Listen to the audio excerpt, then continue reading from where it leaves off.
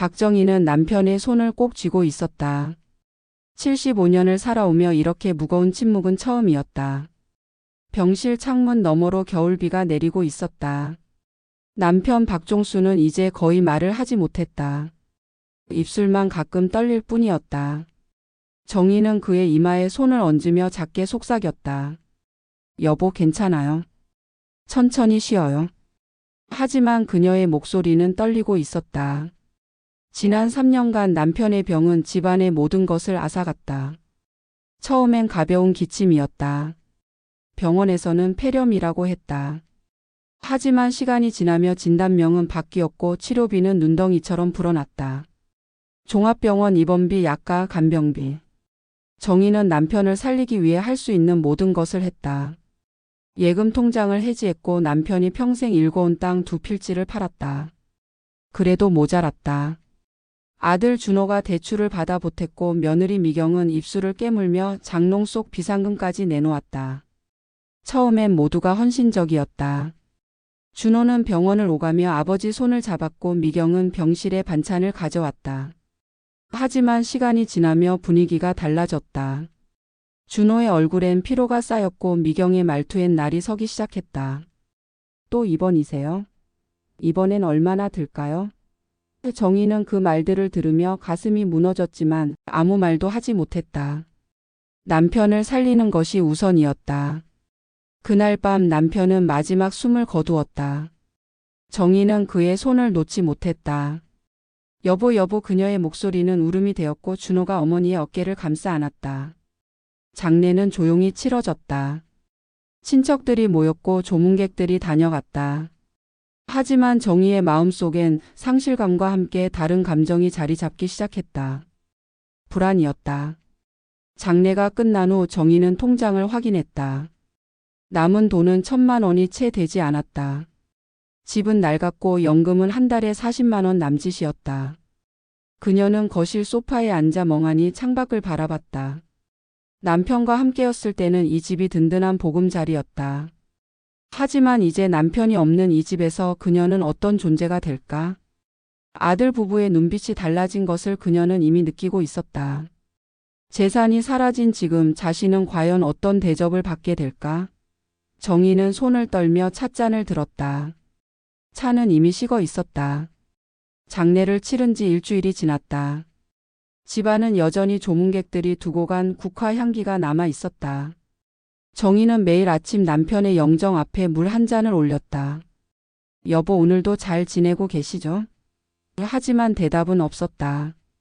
그녀는 점점 더 집안에서 자신의 자리가 불안정해지는 것을 느꼈다. 며느리 미경의 태도가 달라진 것은 장례 후 얼마 지나지 않아서였다.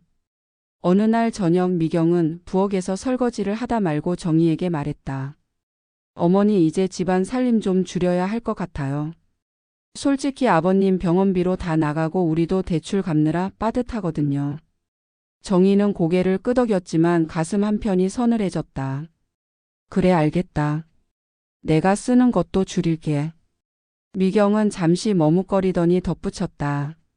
그리고 예린이 학원비도 올랐는데 어머니 용돈은 좀 줄여드려도 될까요? 정희는 아무 말도 하지 못했다. 한 달에 받는 용돈은 이미 많지 않았다. 10만 원. 그것으로 그녀는 가끔 시장에서 작은 반찬거리를 사거나 복지관에서 차 한 잔을 마셨다. 하지만 며느리의 표정을 보니 거절할 수 없었다. 괜찮아. 나야 쓸 데가 별로 없으니까. 미경은 안도한 듯 고개를 끄덕이고 다시 설거지를 시작했다. 며칠 후 아들 준호도 정희에게 말했다. 엄마, 우리도 이제 좀 빡빡해요. 대출 이자만 해도 한 달에 100만 원이 넘어가고 예린이 교육비도 만만치 않아요. 엄마가 좀 알아서 전략해 주시면 안 될까요? 정희는 아들의 지친 얼굴을 바라봤다. 그래, 알았다. 엄마가 신경 쓸게. 준호는 어색하게 웃으며 방으로 들어갔다. 그날 밤 정희는 작은 방에 누워 천장을 바라봤다. 남편이 살아있을 때는 달랐다. 아들 부부는 그녀를 필요한 존재로 여겼다. 아버지의 재산, 땅, 예금. 그것들이 있었기에 그녀는 존중받는 시어머니였다. 하지만 이제 그 모든 것이 사라졌다. 남은 것은 늙은 몸뚱이 하나뿐이었다. 정희는 눈을 감았지만 잠이 오지 않았다. 다음 날 아침 정희는 손녀 예린의 학교 준비물을 챙겨주려 했다. 예린아, 할머니가 도와줄까? 하지만 미경이 재빨리 끼어들었다. 어머니, 괜찮아요. 제가 할게요. 어머니는 그냥 쉬세요. 말투는 공손했지만 그 속에는 거리감이 있었다. 정희는 물러섰다. 그녀는 이제 이 집에서 자신이 어떤 존재인지 깨닫기 시작했다. 경제적 가치가 사라진 시어머니. 그저 짐이 되어가는 노인. 정희는 주방 한구석에 서서 창밖을 바라봤다. 겨울 하늘은 여전히 잔뜩 흐려 있었다. 그날 밤은 유난히 길었다. 정희는 잠자리에 누웠지만 잠이 오지 않았다. 시계를 보니 밤 11시가 넘어 있었다. 목이 말랐다. 그녀는 조용히 일어나 방문을 열고 복도로 나왔다. 집안은 고요했고 아들 부부의 방에서만 불빛이 새어나오고 있었다. 부엌으로 가는 길 정희는 아들 부부의 방문 틈으로 새어나오는 목소리를 들었다. 처음엔 신경 쓰지 않으려 했다. 하지만 며느리 미경의 목소리가 점점 커졌다. 이래서 언제까지 같이 살아야 해? 정희의 발걸음이 멈췄다.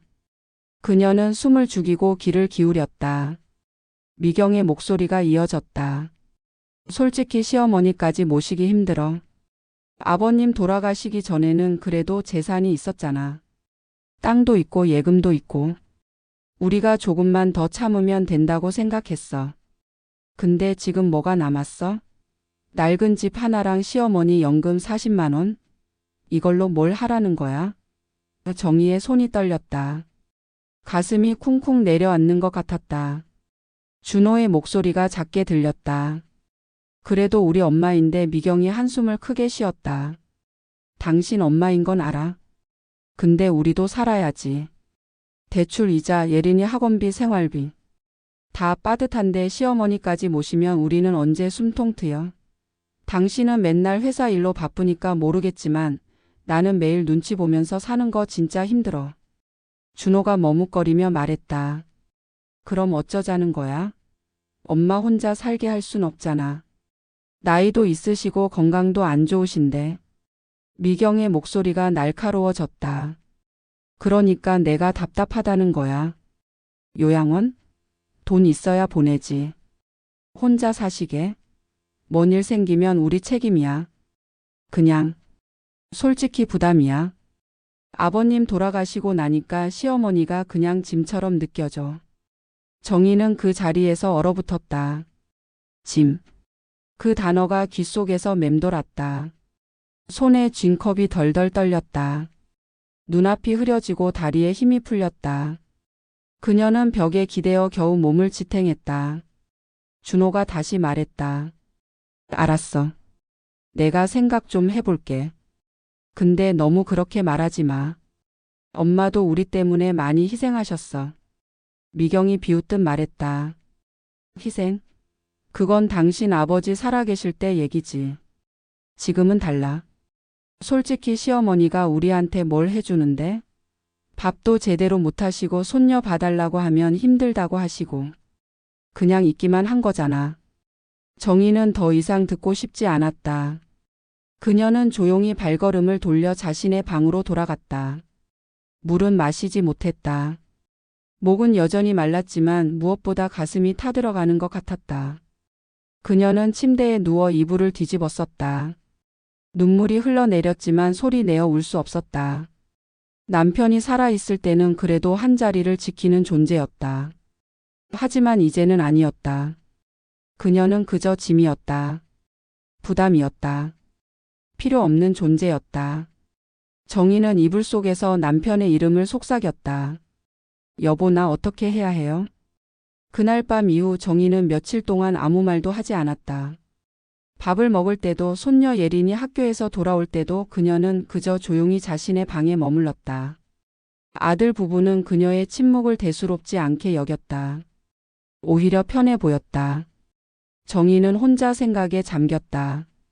이대로 살 수는 없었다. 짐처럼 부담처럼 여겨지며 사는 것은 죽는 것보다 고통스러웠다. 그녀는 작은 수첩을 꺼내 남은 재산을 계산했다. 예금 800만 원, 적금 200만 원, 그리고 월 연금 40만 원. 많지 않았지만 혼자 살기에는 충분할 것 같았다. 정희는 조용히 결심을 굳혔다. 주말 아들 가족이 친척집 모임에 간다고 했다. 어머니 같이 가실래요? 준호가 물었지만 정희는 고개를 저었다. 아니다. 나는 집에서 쉴게. 미경은 안도한 듯 웃으며 말했다. 그럼 편히 쉬세요. 저녁에 올게요. 집이 비자 정희는 움직였다. 그녀는 오래전부터 알아두었던 임대 아파트 신청서를 작성했다. 전화로 복지관 상담사와 통화하며 절차를 확인했다. 네, 할머니. 조건이 되시면 입주 가능하세요. 보증금은 1,000만 원 정도면 됩니다. 정희는 안도의 한숨을 내쉬었다. 그녀는 집안을 정리하기 시작했다. 남편과 함께 만들었던 김치 항아리 하나, 남편이 쓰던 낚싯대, 결혼 사진이 담긴 작은 액자. 그것들을 신문지에 조심스럽게 싸서 상자에 담았다. 옷까지는 필요한 것만 추렸다. 많지 않았다. 그녀의 인생이 작은 상자 몇 개에 담겼다. 저녁 무렵 아들 가족이 돌아왔다. 준호가 현관문을 열고 들어서며 말했다. 엄마 다녀왔어요. 정희는 거실 소파에 앉아 있었다. 그녀의 앞에는 정리된 짐가방과 서류들이 놓여 있었다. 준호와 미경은 순간 멈칫했다. 엄마, 이게 뭐예요? 준호가 물었다. 정희는 차분히 대답했다. 나 이 집 나가려고 한다. 순간 정적이 흘렀다. 미경이 당황한 표정으로 말했다. 어머니, 갑자기 무슨 말씀이세요? 정희는 그들을 똑바로 바라보며 말했다. 갑작스러운 게 아니야. 며칠 전부터 생각했어. 이 집은 내 자리가 아니구나 싶더라. 준호가 다가와 앉으며 물었다. 엄마, 우리가 뭘 잘못했어요? 왜 그런 생각을 하세요? 정희는 잠시 침묵했다. 그리고 조용히 말했다. 너희 아버지와 함께였을 때는 이 집이 우리 집이었어. 근데 이제는 아니야. 나는 여기서 짐이 되고 있어. 부담이 되고 있고.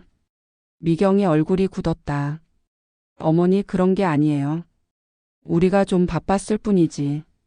미경이 변명하려 했지만 정희는 손을 들어 막았다. 아니야. 나도 다 알아. 며칠 전 밤에 너희 대화 들었어. 내가 짐이라고 부담이라고 했잖아. 그 말이 틀린 건 아니야. 너희도 살아야 하는데 늙은 시어머니까지 모시면 힘들지. 준호가 황급히 말했다. 엄마, 그건. 정희는 고개를 저었다. 괜찮아. 화난 거 아니야. 오히려 고마워. 그 대화 덕분에 정신 차렸어. 짐이 되며 사는 것보다 혼자라도 내 힘으로 사는 게 나아. 미경이 입술을 깨물며 말했다. 그래도 어머니 혼자 사시면 힘드실 텐데. 정희는 조용히 웃었다. 힘들어도 내 힘으로 사는 게 낫다. 내일 짐 빼갈게. 아들 부부는 아무 말도 하지 못했다. 이사한 지 한 달이 지났다. 정희의 새 집은 17평 임대 아파트였다. 작은 방 2칸, 좁은 거실, 그리고 햇살이 잘 드는 작은 창문. 가구는 많지 않았다. 중고로 산 식탁 하나, 작은 소파, 그리고 남편의 사진이 놓인 작은 선반. 하지만 정희는 이 작은 공간에서 처음으로 자유를 느꼈다. 아침마다 정희는 일찍 일어났다. 창문을 열면 아침 공기가 시원하게 들어왔다. 그녀는 간단히 차를 끓여 마시며 남편의 사진에 말을 걸었다. 여보, 오늘은 날씨가 좋네요. 시장 한번 다녀올게요. 혼잣말이었지만 외롭지 않았다. 오히려 마음이 가벼웠다. 근처 시장은 걸어서 10분 거리였다. 정희는 천천히 걸으며 상점들을 구경했다. 과일 가게 아주머니가 웃으며 말을 걸었다. 할머니, 오늘은 사과가 싱싱해요. 하나 맛보실래요? 정희는 고맙다며 한 입 베어 물었다. 달콤했다. 그럼 5개만 주세요. 과일을 사고 두부를 사고 작은 생선 한 마리를 샀다. 손에 든 장바구니는 무겁지 않았다.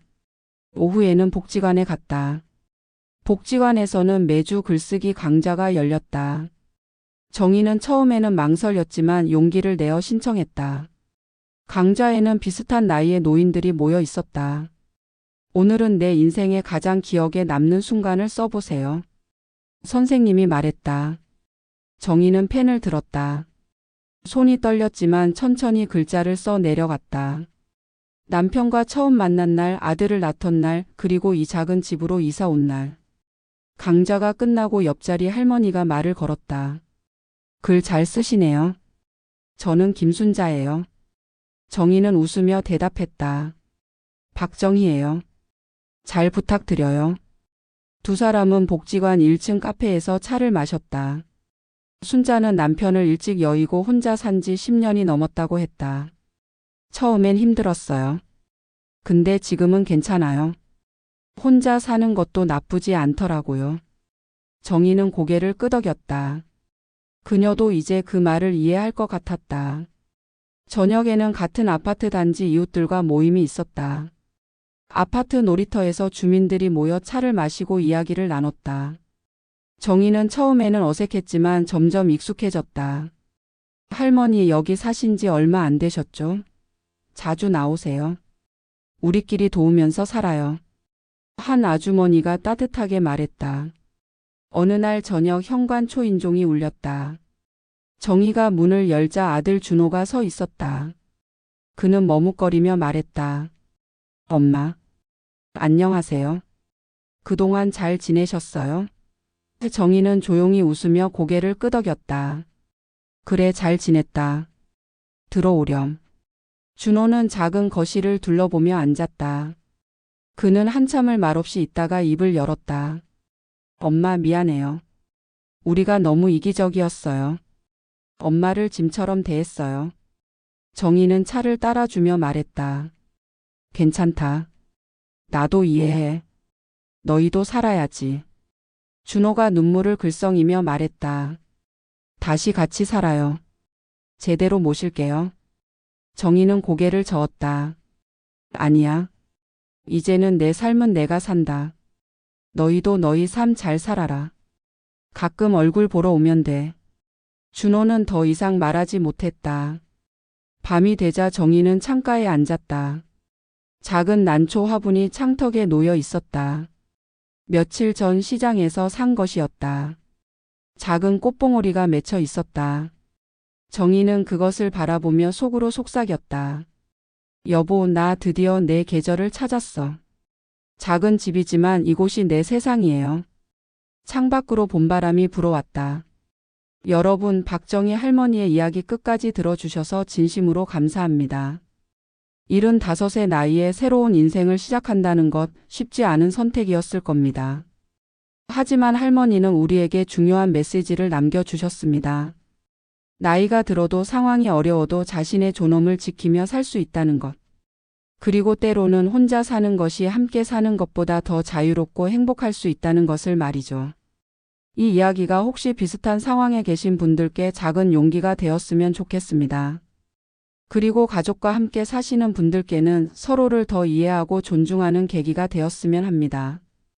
부모님도 자식도 모두 각자의 삶을 살아갈 권리가 있으니까요. 영상이 도움이 되셨다면 좋아요와 구독 부탁드립니다. 댓글로 여러분의 생각도 나눠주세요.